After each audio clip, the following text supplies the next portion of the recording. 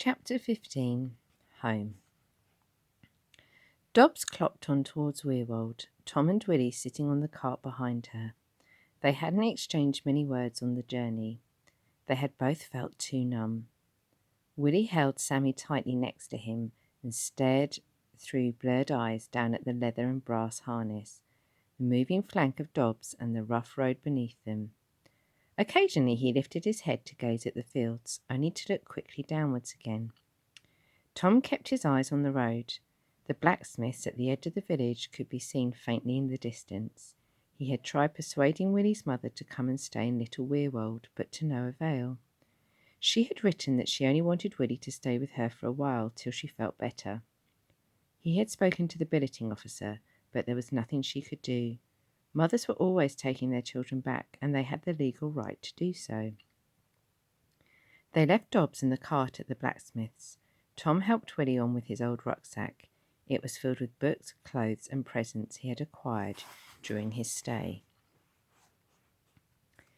In the carrier bag that he had carried on his first day were his few original possessions. Willie trembled. A blast of wind swept into his face and he shivered.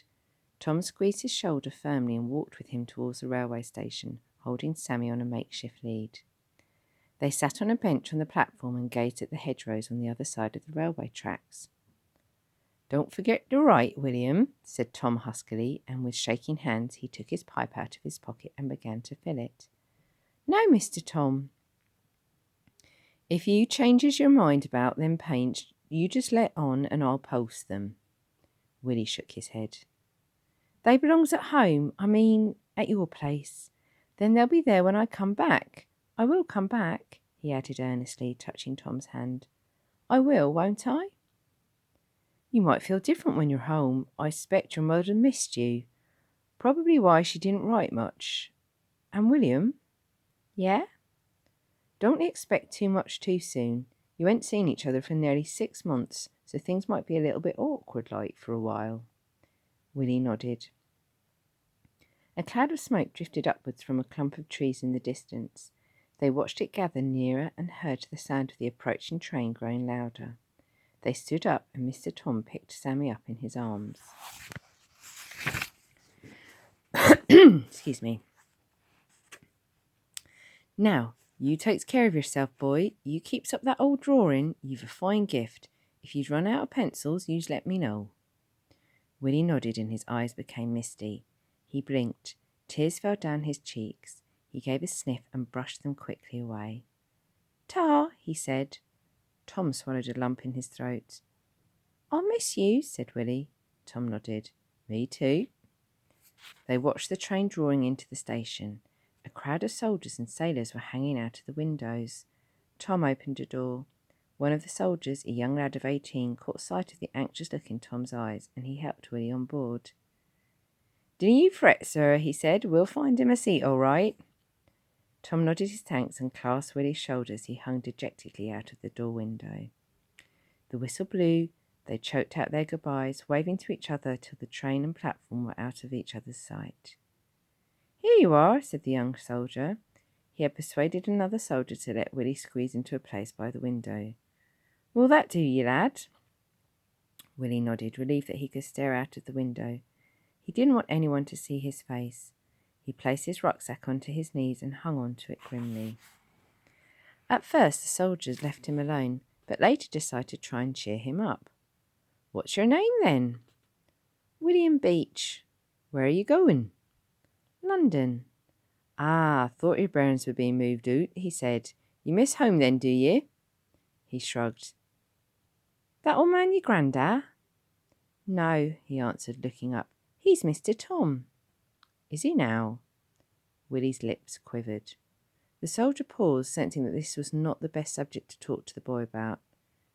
"Who are you staying with in London, then?" "Me mum."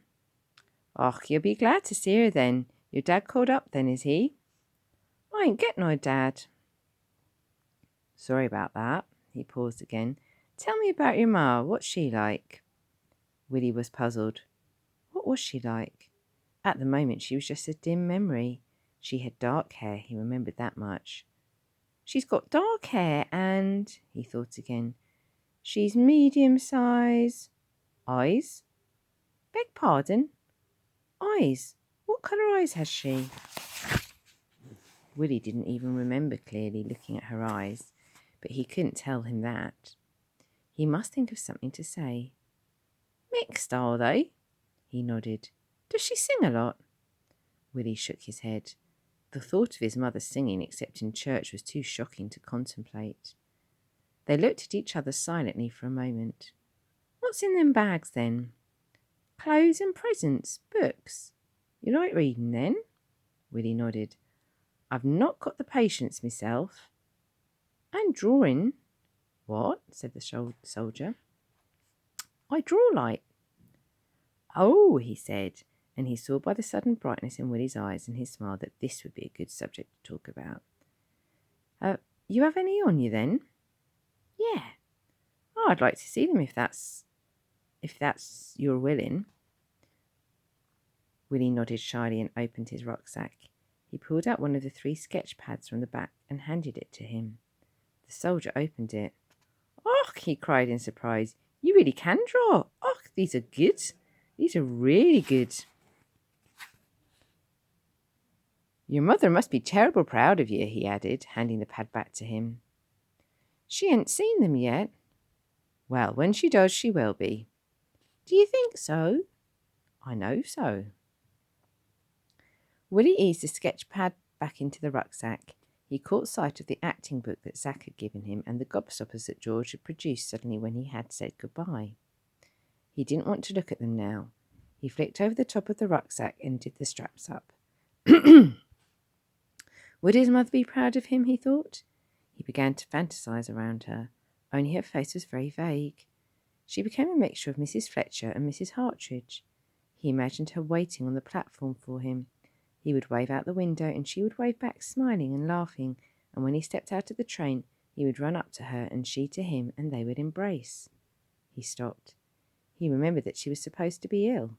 Perhaps she would be too ill to fetch him.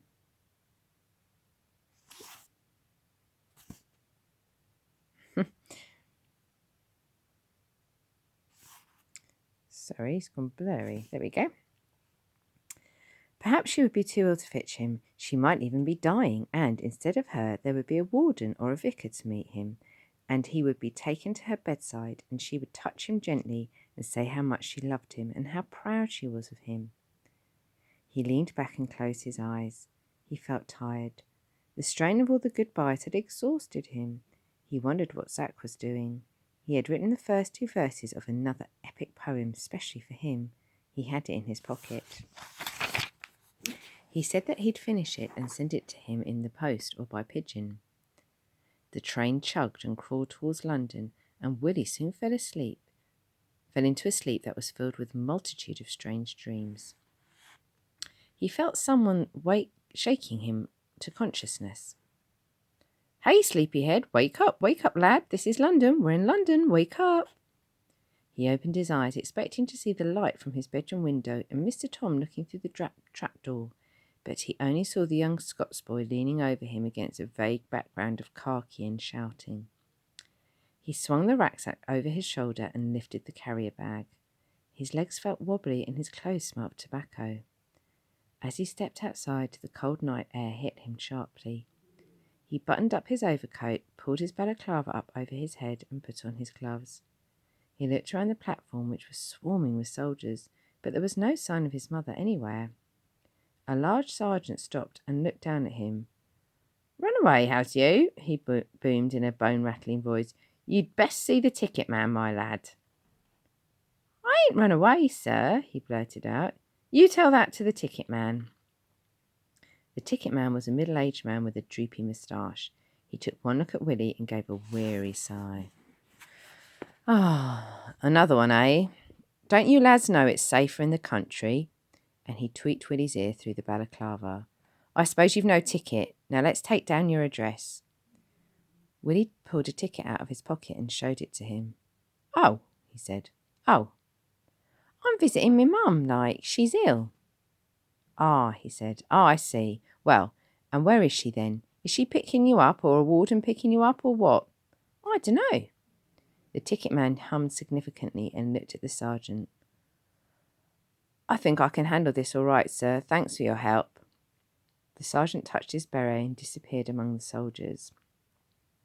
"I think we'd best find a warden, my boy." Willie looked frantically round the station. "Wait, there she is," he said, pointing to a thin, gaunt woman standing next to a pile of sandbags. He waved and yelled out to her, but she stared vacantly around, neither seeing nor hearing him. "She don't seem to know you, does she? I think you'd best wait here for a while." "I'll talk to her," he said. "Oh, no, you don't," said the ticket man, grabbing his arm and then changing his mind. "Oh, go on with you." Willie ran over to her. "Mum!" he cried. "Mum!" "Go away," she said sternly. "You won't get no money from me." "Mum!" he repeated. "It's me." She glanced down and was about to tell him to clear off when she recognised him. Yes, it was Willie, but he had altered so much. She had been looking for a thin little boy dressed in grey. Here stood an upright, well-fleshed boy in sturdy ankle boots, thick woolen socks, a green rolled top jersey, and a navy blue coat and balaclava. His hair stuck out in a shiny mass above his forehead, and his cheeks were round and pink. It was a great shock to her. "I'm awfully pleased to see you, Mum. I've such a lot to tell you, and there's me pictures like." She was startled at his peculiar mixture of accents. She expected him to be more subservient, but even his voice sounded louder. "I'm sorry," she said. "I'm not very well, you see, and I'm a bit tired. I wasn't expecting such a change in you." Willie was puzzled. He thought that it was his mother that had changed. He had learnt new things, that was true, but he was still him. He studied her face. She was very pale, almost yellow in colour, and her lips were so blue that it seemed as if every ounce of blood had drained from them. The lines by her thin mouth curved downwards. He glanced at her body. She was wearing a long black coat, fawn stockings, and smart lace-up heeled shoes. A small shopping bag was now leaning against her leg. He touched her arm gently. "I'll carry that for you, Mum," he said, picking it up. She spun round and gave his hand a sharp slap. "I'll tell you what I want when I want you, and you know I don't approve of touching." "Sorry," he muttered. They stood silently and awkwardly as the large noisy station roared around him. Willie felt his heart sinking, and the spark of hope that he had held was fast dissolving. But then he remembered. Mr. Thomas said that they would feel awkward at first, and that it would take time to get used to each other.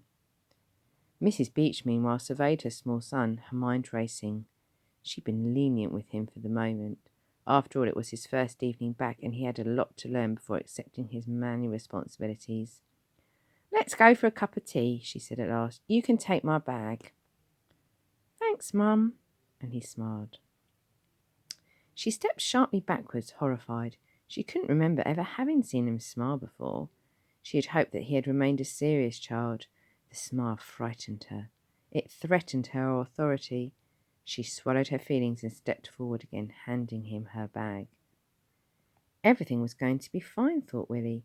He followed her down a tiny back alley to a small cafe. They sat near the door. "You look more filled out," said his mother. "Fed you well, did he, that Mr. Oakley?" Willie sipped the tea. It wasn't as good as Mr. Tom's, but it was hot, and that's what mattered. "Yes, he did." She pointed to his rucksack on the floor. "Where'd you get that from?" "Mr. Tom." "Oh, and who's he?" "Mr. Oakley. He give it me to carry the presents." One of her hands was outstretched across the table. He went to touch it, but quickly changed his mind. "There's a present for you too." "I don't need charity, thank you," she said, pursing her lips. "You know that." "It ain't charity, it's for you getting well. Mrs. Thatcher made you some bed socks. Pink they are, real soft, and Lucy's mum and dad put in eggs and butter." "Butter?" "Yeah, Mrs. Fletcher made a fruit cake. She says she knows you might not feel like eating it now, but it'll keep for when you do." He was talking an awful lot, she thought. She'd never seen him like this before. Too cheeky by far. Soon she'd discipline it out of him. "At Aunt Nance, Mrs. Little has sent a bottle of tonic wine." Mrs. Beach turned puce. "Wine?" she said angrily. She checked herself and lowered her voice. "Wine?" she repeated. Haven't I told you about the evils of drink? Have you been drinking then? Who is this debauched woman? I didn't like what you buy in a pub, Mum, I asked. She says it's got iron in it. It'll help you get your strength back.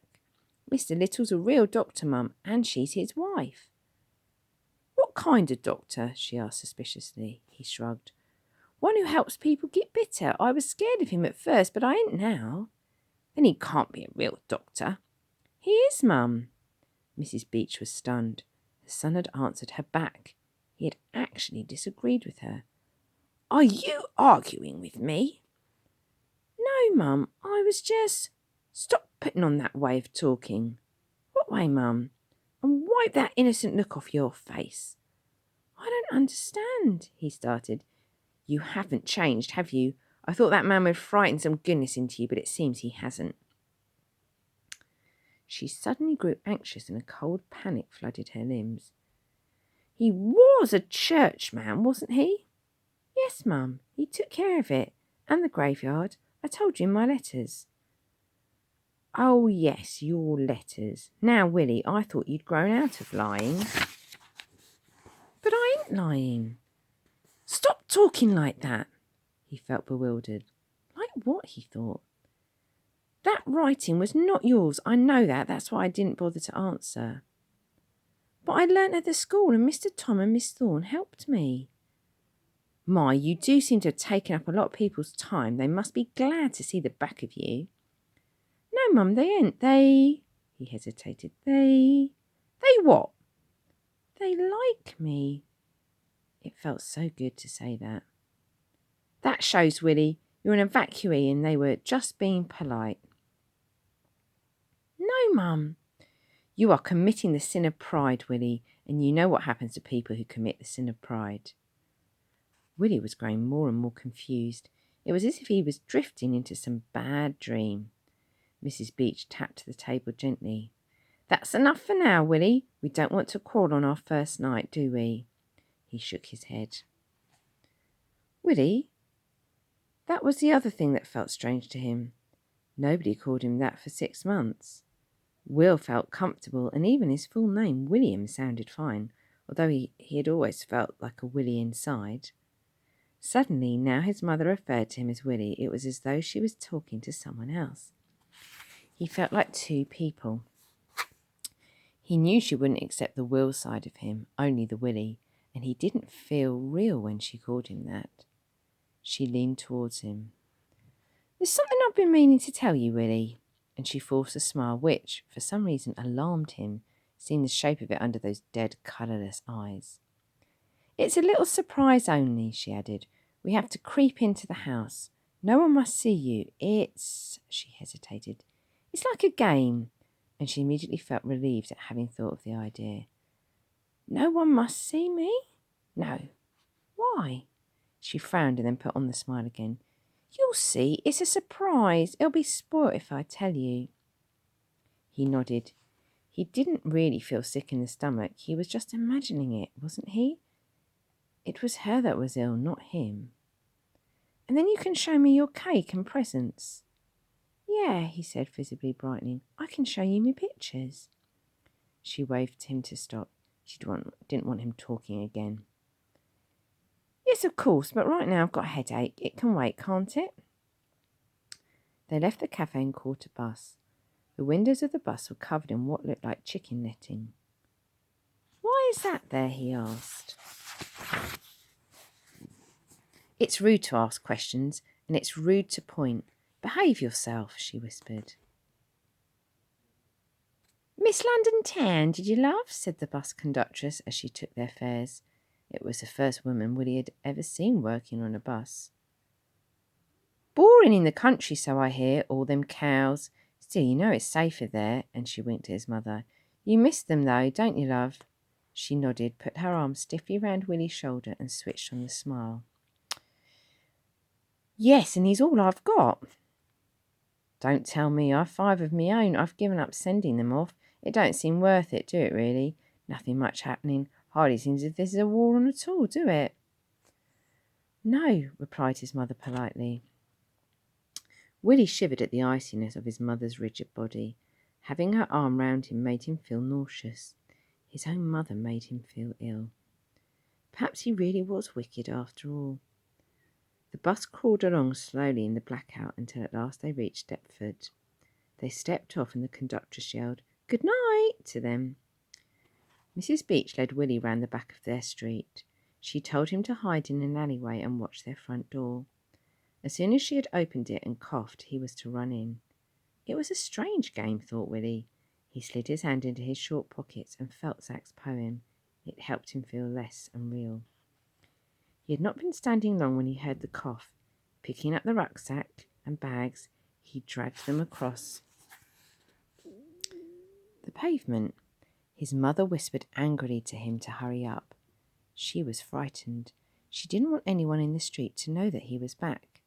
He stumbled into the front room, which was still in darkness. There was a strong, dank smell coming from somewhere.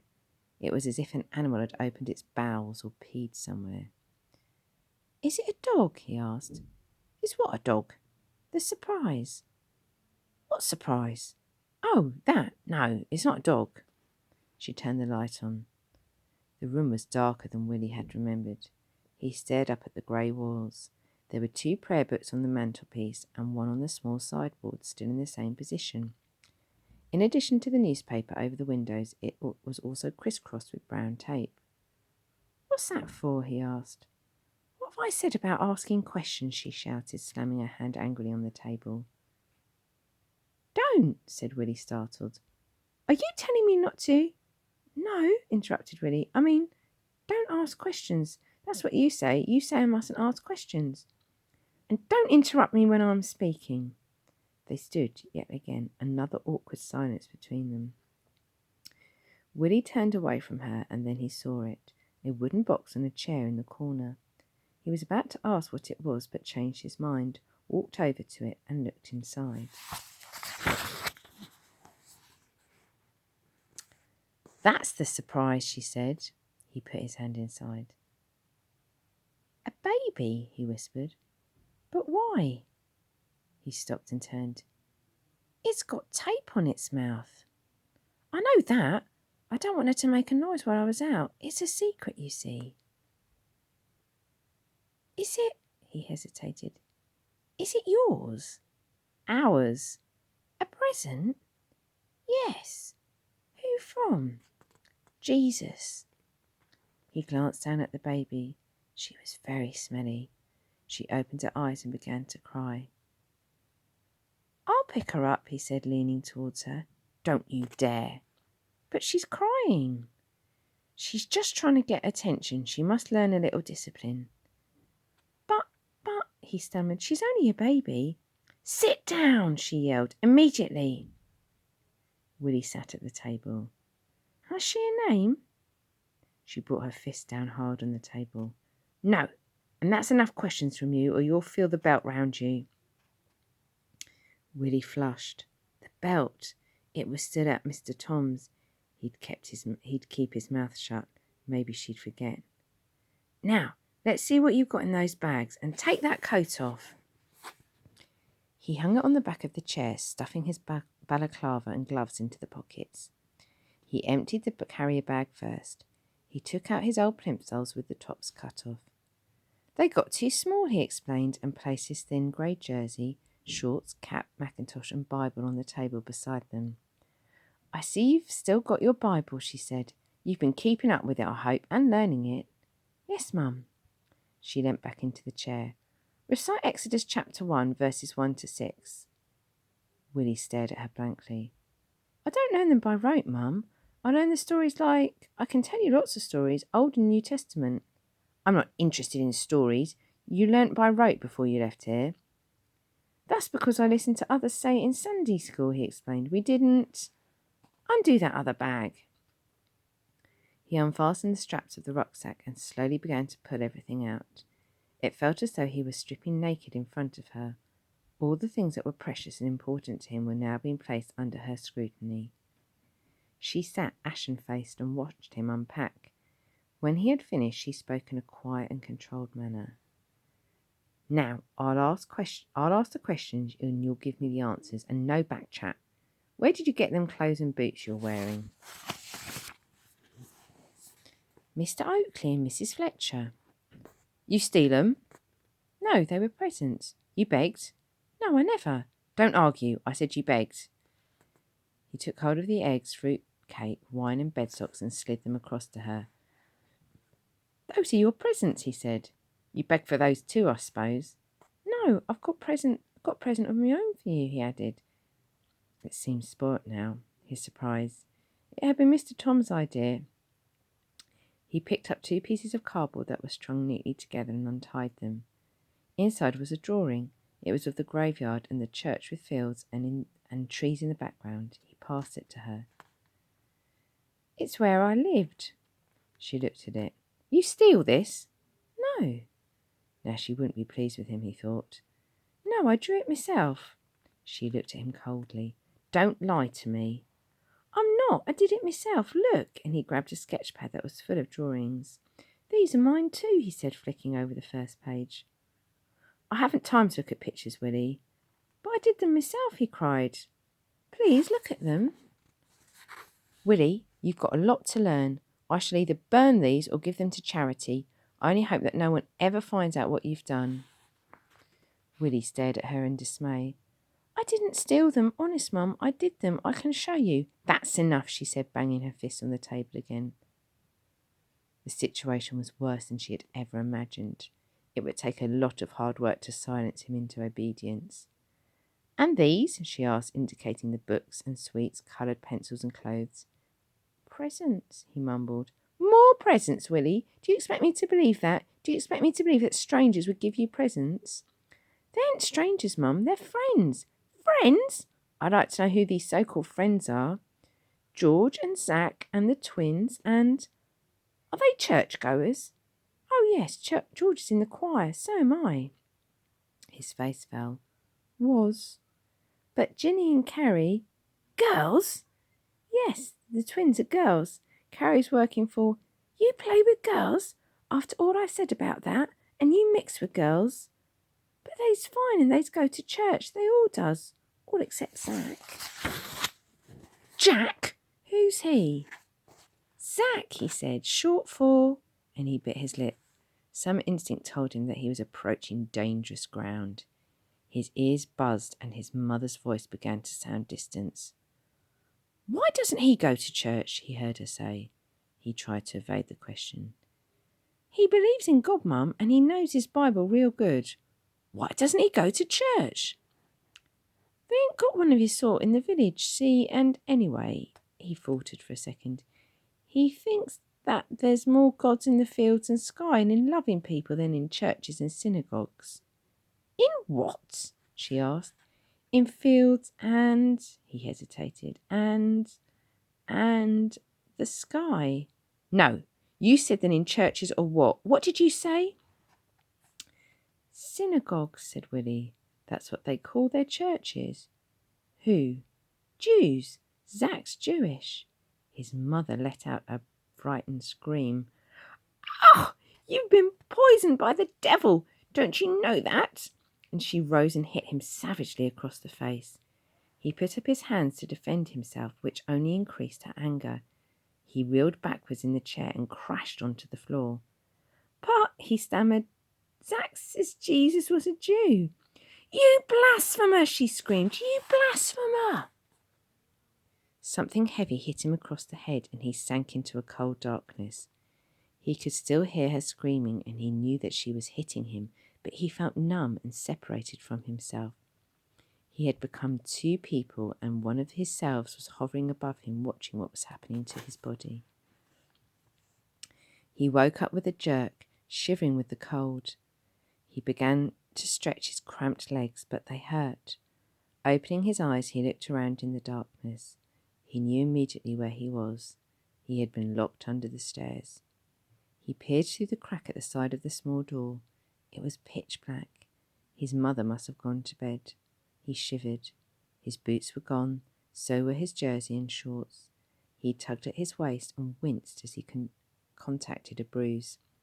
His vest had been sewn to his underpants. He took hold of the thin piece of material that lay under his body and wrapped it round himself. He could smell blood. He touched his head and discovered several painful lumps. His legs were sore and covered in something wet and congealed. The night before, he had been lying in his first and only bed, in his first and only room. He was glad that he had left his paints and brushes there.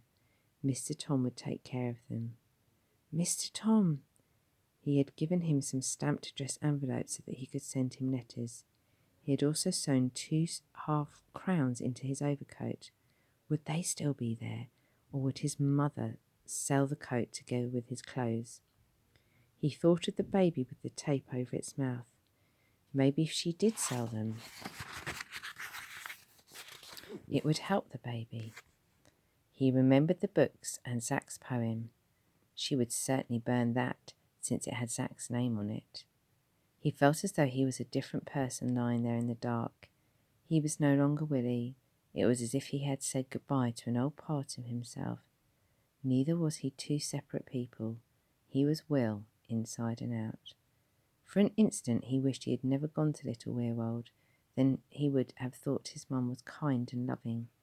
He wouldn't have known any different. A wave of despair swept through him and he cursed his new awareness. He hadn't been used to this pain for a long time. He had softened. "Mr. Tom," he whispered in the darkness. "Mr. Tom, I want you, Mr. Tom." And he gave a quiet sob. His ankle hurt. He must have twisted it when he fell. He placed his hand round it. It was swollen and painful to touch. He let go of it and curled himself tightly into a frozen ball, praying that he soon would fall asleep. Oh my goodness, gosh, that was a very emotional chapter there, wasn't it? Poor Willie, what a terrible, terrible home life there. So yes, be interesting to see what happens next. The next chapter is called The Search. So, that sounds interesting. I'll also post up some questions for you about the chapter. So it's quite a long one today, but hopefully you enjoyed it. And I'll be in touch soon with the questions. Okay, take care. Bye.